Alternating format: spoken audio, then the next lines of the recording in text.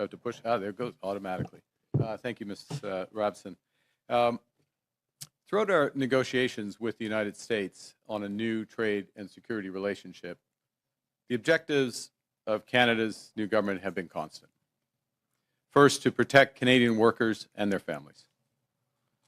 Second, to reinforce the competitiveness of Canadian businesses. And thirdly, to build the strongest economy in the G7. Our negotiations with the United States have been taking place as the U.S. has been in the process of fundamentally transforming all of its trading relationships. This new U.S. trade policy has several motivations: to raise tariff revenues, to protect strategic industries, to encourage foreign investment in the United States, and to change trade and non-trade policy in U.S. partners. And to these ends, the United States has announced a series of trade actions. Those began near the start of this year with the so-called IEEPA tariffs against Canada and Mexico based on U.S. concerns about the border and fentanyl trafficking. Those were quickly followed by reciprocal tariffs on every U.S. trade partner and very high sectoral tariffs applied globally on strategic industries, including steel, aluminum, autos, and copper. The United States has also imposed substantial trade actions on the Canadian lumber industry.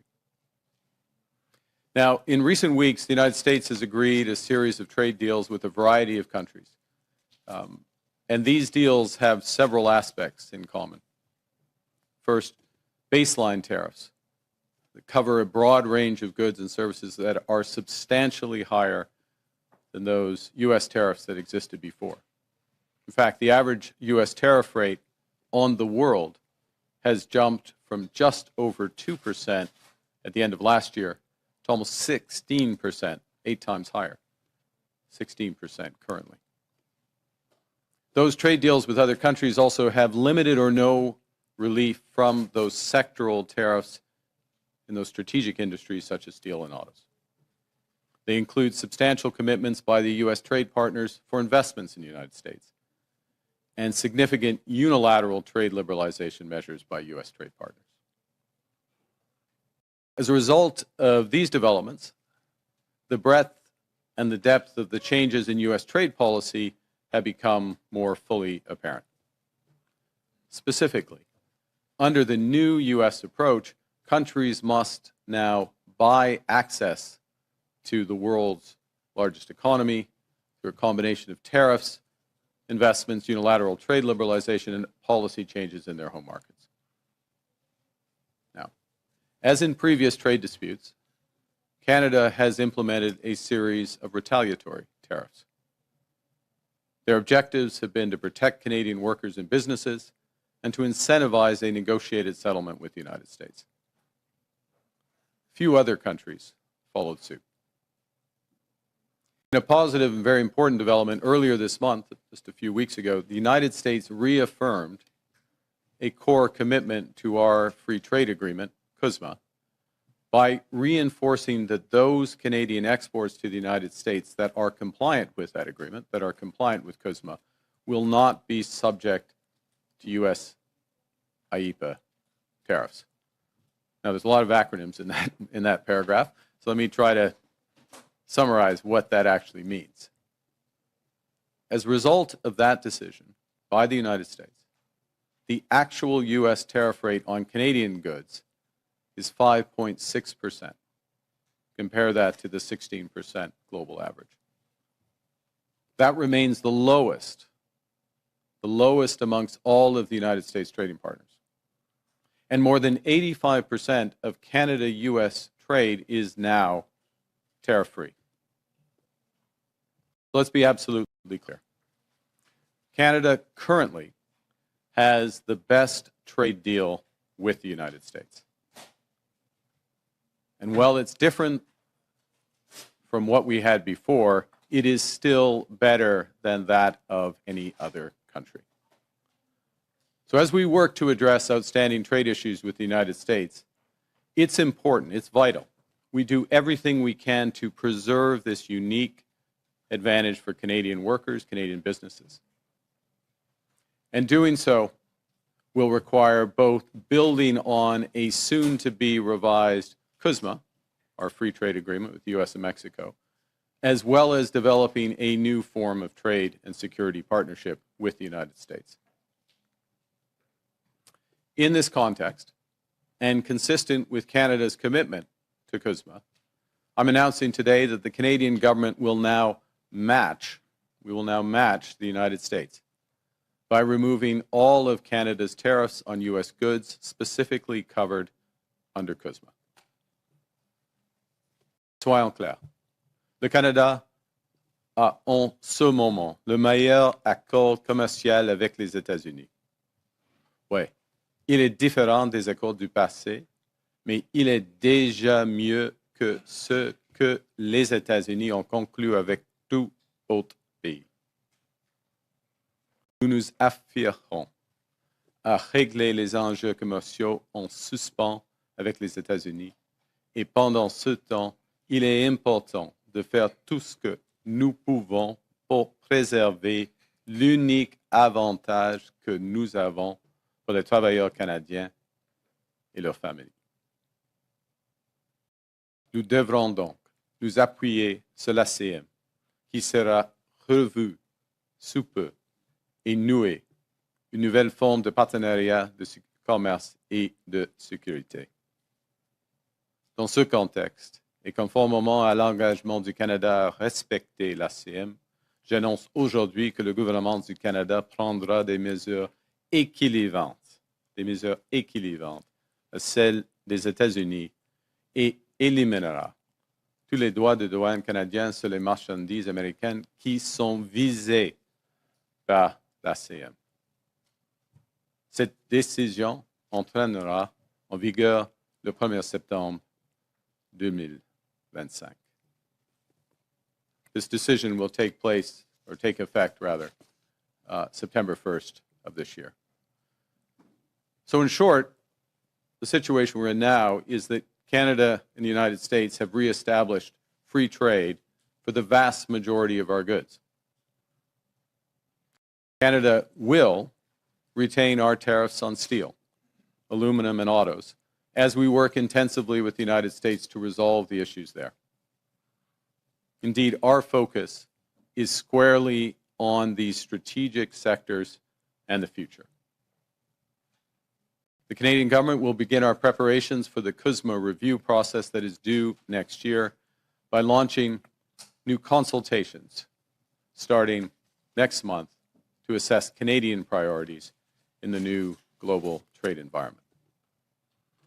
And in addition, following my conversation with the President of the United States yesterday, Canada and the United States will intensify our discussions to address current trade challenges in those strategic sectors and to seize major immediate opportunities for us both in trade, investment, and security. There are many such opportunities. Les États-Unis constituent l'économie la plus importante et la plus dynamique au monde. Et le Canada est l'un de ses plus importants partenaires commerciaux. Le Canada est le deuxième investisseur étranger en importance aux États-Unis et bon nombre de nos entreprises sont essentielles aux chaînes d'approvisionnement complexes qui stimulent la compétitivité américaine. Le Canada entreprend une transformation de ses capacités militaires de sécurité pour défendre les Canadiens et les Canadiens, les investissements qui créeront de nombreuses occasions d'établir de nouveaux partenariats en matière de défense et de sécurité. As we develop our new trade relationship with the United States, Canada will continue to take all measures necessary to support Canadian workers, our businesses, and our consumers. To address challenges in strategic sectors from agriculture to autos, the Canadian government will soon announce a new comprehensive industrial strategy that protects Canadian jobs, boosts Canadian competitiveness, buys Canadian goods, and diversifies Canadian exports. In parallel, we are focused on building our strength here at home, building Canada strong. The Canadian government will soon select the first in a series of new nation-building projects that will connect and transform our economy. We will catalyze investment and create higher-paying careers through our new defense industrial strategy. We'll transform Canadian strategic sectors that are being severely impacted by U.S. trade. We'll work to double the pace of home building in Canada, and in the process, create a new Canadian housing industry. And we will develop new and stronger partnerships throughout the world. For decades, as a result of a series of trade agreements, starting with the Free Trade Agreement of the 1980s, the Canadian and the U.S. economies have become steadily more integrated, continually more deeply connected. As I've emphasized in recent months, that steady process of integration is now over. And as a result, some of our historic strengths have become vulnerabilities. We can and must adapt to this new reality. That means concentrating on trade, investment, and security partnerships that preserve our sovereignty. And it means striking new trade deals that are robust to different economic circumstances, different governments, because of the mutual benefits to both countries. In all these ways, Canada will move from reliance to resilience, building our strength at home, developing new markets abroad, creating new opportunities for Canadian workers and businesses as we build the strongest economy in the G7. And with that, I look forward to your questions. Thank you. Thank you, Prime Minister. We will go to the room for one question and one answer. We will have 20 minutes for questions. We'll start with Valérie Gamache from Radio-Canada. Bonjour, Monsieur le Premier ministre. Bon vendredi après-midi. On comprend que depuis le début de l'été, vous avez fait plusieurs concessions. Il y a eu la taxe numérique, il y a eu le 5%, la cible de l'OTAN qui a été haussée. Aujourd'hui, il y a ces tarifs qui sont abandonnés. Avez-vous des garanties de l'administration américaine qu'avec ces concessions-là, on pourra en venir à une entente cet automne, par exemple, dans un délai raisonnable? Merci pour votre question. OK. En ce qui concerne le temps, on verra. Mais ce qui est clair est que les États-Unis nous accordent le meilleur accord commercial du monde avec les États-Unis. C'est-à-dire plus de 85% de nos exportations aux États-Unis sont dans l'état de libre-échange. Ce qui est important maintenant, c'est le secteur stratégique. Et maintenant, aujourd'hui, le gouvernement du Canada harmonise avec les États-Unis en ce qui concerne ce montant des exportations, des importations au Canada. Et ça, c'est une base officielle, avec une décision officielle du président des États-Unis il y a 2 semaines. Deuxième point. C'est le moment de cibler nos efforts dans le secteur stratégique, l'acier, l'aluminium, les autos, le bois d'œuvre. Et il y a une possibilité, il y a l'occasion d'avoir un accord stratégique avec les États-Unis, un partenariat économique et de sécurité avec les États-Unis qui concerne les secteurs, ces secteurs-ci, avant la revue de l'ACM. Parce que la revue de l'ACM va prendre 6 mois, peut-être 12 mois, peut-être 18 mois, on verra. Et c'est le moment de régler la situation avec les secteurs stratégiques. Merci. Okay, je pensais qu'on avait juste ça. Et justement, pour l'acier, l'aluminium, ces secteurs clés, quel est le message que vous avez pour les gens de cette industrie aujourd'hui? Oui, aujourd'hui, ouais. Aujourd'hui, on garde encore les tarifs dans ce secteur. Premier point. Deuxièmement, nous venons de mettre en œuvre des initiatives, par exemple pour le secteur de l'acier, la liquidité pour les entreprises, le capital afin de renforcer la compétitivité des entreprises canadiennes, les nouveaux programmes d'approvisionnement pour l'acier canadien, des mesures pour les travailleurs dans le secteur de l'acier, par exemple. J'ai fait une annonce à Hamilton il y a 3 semaines.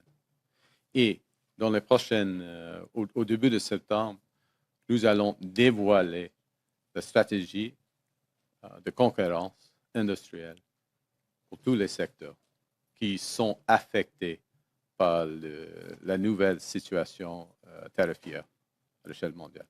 Alors, nous soutenons maintenant et nous allons soutenir les ouvriers, les travailleurs, les entreprises dans ces secteurs. Ça, c'est clair. Kyle Duggan, the Canadian Press. Mr. Carney, thank you for taking our questions. Your critics are going to say that this is an elbows down approach, that you're backing down to Trump. What are you gaining by dropping these tariffs? So the first thing to say is, let's be clear. We have the best deal of anyone in the world right now. We have the lowest tariff rate on average, a little over 5.5% versus that 16% average for the world, and in many cases much higher. We have that confirmed in an executive order of the president a few weeks ago. It's important that we preserve that. It's important that we preserve that while we focus on 2 things: the strategic sectors, steel, aluminum, autos, lumber, and we focus on the upcoming review and likely changes to CUSMA. So we are matching something the Americans have done here first. Okay? And it's very significant. It's unique. We get the benefit. The second thing is, and I'll take your analogy. And I have played some hockey over the years. And there is a time in a game, in a big game, and this is a big game, when you go hard in the corners, your elbows up. The time in a game where you drop the gloves in the first period and you send a message. And we've done that pretty uniquely in the world. We happen to have the best deal with the Americans right now, I'd note. But there's also a time in a game where you want the puck, you want a stick handle, you want to pass, you want to put the puck in the net. And we're moving later into the game, and we're at that time in the game. And that's where the engagement is. Thank you. And the German government says that you're going to Berlin next week. Can you tell us why you're going to Europe and what you're hoping to accomplish there? I'm very much looking forward to meeting with the Chancellor, members of his cabinet, a number of German businesses next week, next Tuesday.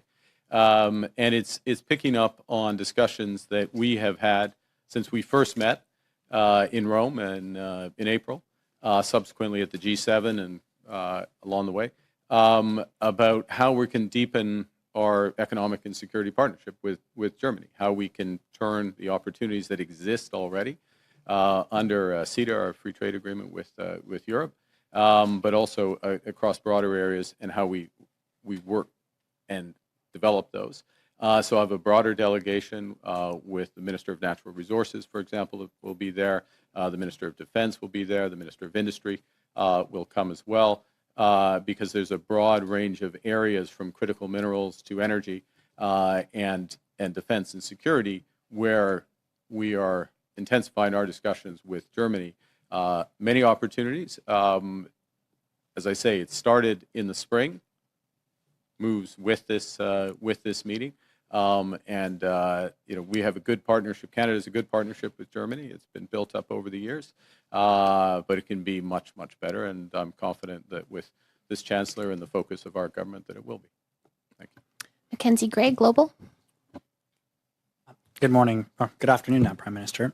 You've dumped the digital services tax. You haven't responded to additional increases in tariffs from the Americans. Now you're removing counter tariffs here with no changes from the U.S. side in terms of how things are going. Why do you think appeasing Donald Trump in this trade war will work for Canada? Well, the first thing is we're matching what the United States has done, what the President has done. We have the best deal of any country with the United States right now. 85% of our trade is tariff-free, We are taking this step, which doesn't include the strategic sectors, but matches what they have done. It's in the spirit of CUSMA, our free trade agreement with the U.S. and Mexico, and it gives a good foundation to build on that. That's the first point. The second is that the President and I had a long conversation yesterday, and we see the opportunity to build on where our relationship already is. There's a host of areas for investment in both our economies, a host of areas on the security side that we can build on, and we intend to advance those discussions as rapidly as possible. So the foundation is very strong. The opportunity is great, and we want to focus on those opportunities both. And I want to emphasize this. I know it's a little complex, but there is a review of CUSMA coming, that free trade agreement. It's due to happen in the spring. Preparation should start now. We're starting our preparations. We're updating our preparations. I'm sure the other parties will soon as well. But we're not going to wait. We don't want to wait for that process for those strategic sectors. It goes back to the earlier question about, Madame's question about the workers and the businesses in steel and the most affected sectors. We're very focused on those right now, taking a number of measures to support them directly in Canada, including Buy Canada, diversification, other aspects. But of course, part of this is getting to a better balance with the United States, and that's the immediate discussions we're having. Pretty much every stop during the election, you referenced elbows up and saying that was going to be the strategy you take with the Americans. You also consistently said that Donald Trump was trying to break us so he could own us. Your new argument today is that Canadians should accept basically the best of a bad deal. What's been the change? Wait. I reject the premise of that question, or your characterization of what I'm saying. We have the best deal with the United States right now. Okay, we have the best deal. Look at the numbers. Our tariff is 5.5%. We have 85% of our goods are free trade. It's not what we used to have. Nobody has a deal with the United States that they used to have. Nobody does. They have fundamentally changed. It's their right. We respect it. They have fundamentally changed their trade policy. They have new objectives. And they haven't just talked about those objectives. They put in place tariffs, and they have signed a series of trade deals, including with the European Union, including with others, that have put those into effect. Okay? So we're in a position where we have held out, not signed a deal that we don't agree with or that we don't think is in the best interest of Canadians, and focused on, and we will remain focused on those strategic sectors to the best interests of Canada first. Of course, America will focus on the best interests of the U.S. But we do so from a position where we're respecting, with this decision, we're respecting our agreement with the United States, and we are matching what they have done. That puts us in a good position for for the next phase of these negotiations. Rachel Haynes, CTV. Hi, Prime Minister. Hi. Rachel Haynes from CTV. I'd like to ask you a little bit more about what you're saying about this matching the U.S. deal or what U.S. has put on Canada. In fact, it's only matching the goods under CUSMA, but in other areas, we're not matching the U.S. at all. They have 50% tariffs on our steel and aluminum products, but we only have 25% tariffs in return. Are you going to raise those tariffs to match that? We're not raising those today. We've matched the tariffs on autos, similar structure as the U.S. We do have a difference between our tariff on U.S. steel and our tariff on U.S. aluminum. Those are part of the intensive discussions that we're underway right now. Is that something that you'd look at in the future? And also, we will look at. I'll give you three questions. I'll give you a short answer to that, which is that we'll look at everything. We look at our industry both in terms of how we support their retooling, their investment in the industries, liquidity for today, helping their workers, buying Canadian, diversifying markets, but of course trade policy, including with the United States, is part of that. but we're engaged in discussions with the United States about exactly those sectors. And that's what we want to advance to the benefit of our workers and our economy. And I'll make this extra Take it. follow-up Go quick. very quickly. You're talking about this putting us in a good position in the next phase, presumably the CUSMA negotiations. But as other people have pointed out, we've already folded on the digital services tax. We're taking away these counter tariffs. How is this a position of strength going into those negotiations? We're in a position. First off, I'm in the negotiations, so I have a sense of how the negotiations are. This puts us, and directly the conversation the President and I had yesterday, is that we'll be following up in short order, he and I, on the progress on our discussions. So the teams are engaged, re-engaging on this. This helps accelerate that. Look, but it's a negotiation. But there's no guarantees in these things. But the basis of this is we're matching what the United States has done. Okay, we're matching what the United States has done. We're putting ourselves in a position which is consistent with CUSMA, right? And that both clears away an issue with the U.S. The longer it goes on where we're not matching what the U.S. has done. And the U.S., the carve-out, what they call the USMCA carve-out, but effectively is this free trade for 85%. They just made that official. 2 weeks ago, they just made that official with the executive order. So we're responding to that. It's obviously, in our judgment, the right thing to do so we can focus in on those strategic sectors exclusively and also be consistent with CUSMA, where there is going to be, CUSMA in a very different trade environment is going to look different. And what we need to do is to make sure we're focusing in areas that where it's the mutual benefits are very clear. So in other words, the arrangements in strategic sectors are mutually reinforcing. They're mutual benefits. So the agreement supports it, but the economics drives it. And that's the way we move forward. Thank you. So we have time for two more questions. One will be English, one will be French. We'll start with Olivia Stefanovich from CBC. Do you have any assurances from the Americans that this will kickstart negotiations? Did President Trump specifically say that in his conversation with you? Yes. And what do you say to premiers who have called for stronger retaliatory measures against the U.S.? Yeah, let me say something general, and then I'll be more specific, which is that I want to salute the premiers, and particularly those, some provinces are affected more than others because of the sectoral nature of these tariffs. And I want to salute those premiers for the collaborative way we've been able to work together and the focus on the workers and the businesses themselves. And there's a combination of support for the workers and businesses, such as we provided in the steel sector, liquidity, capital, by Canadian at the federal level, at the provincial level, across, and working in collaboration, for example, in steel with the province of Ontario. In the end, what we all want is to make sure for those strategic sectors that they get fair access to the U.S. market. And what we're doing, again, is matching what the U.S. is doing. That's fair. It's fair to match what they've done.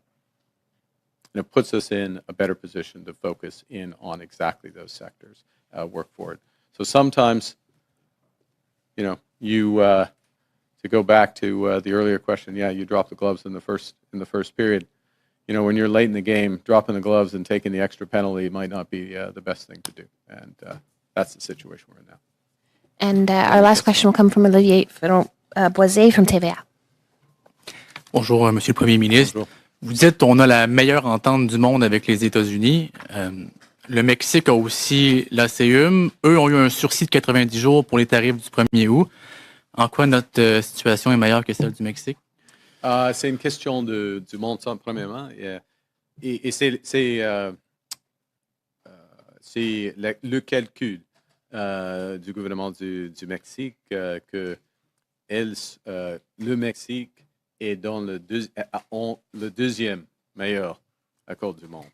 Oui, ils ont fait le calcul, nous sommes d'accord avec cela. C'est la raison et quel est le montant des exportations qui accorde avec l'ASEAN. C'est plus grand ici au Canada, c'est plus de 97% maintenant au Canada. En effet, c'est toutes nos exportations sont d'accord, sont d'accord avec l'ASEAN, sauf dans le secteur stratégique.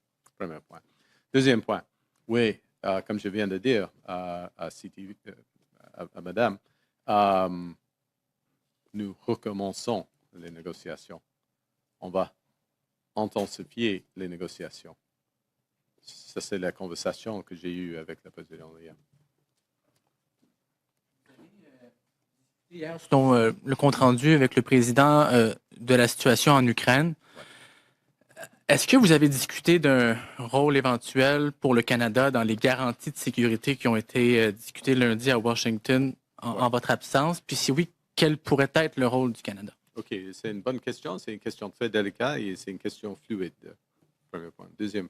Deuxièmement, j'ai eu des conversations avec la coalition de la volonté, c'est-à-dire le Royaume-Uni, la France, l'Allemagne, l'Italie, le Canada et plusieurs d'autres, l'Australie et Nouvelle-Zélande, le Japon et puis des pays européens.